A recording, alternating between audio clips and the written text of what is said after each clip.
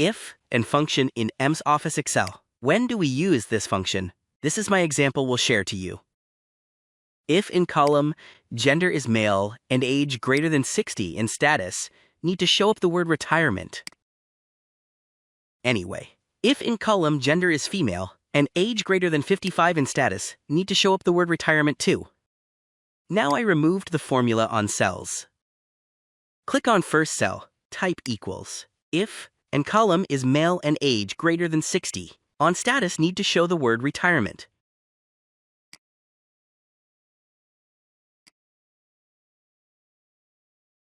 This result is retirement. Next conditional. If the staff in column gender is female and age is greater than 55.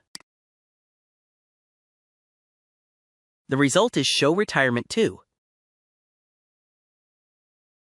After press comma and type double quote 2 times and close parenthesis 2 times. After press enter. Okay, this is result of the stuff retirement. If gender column is male and age is greater than 60, the result in status is retirement, is correct.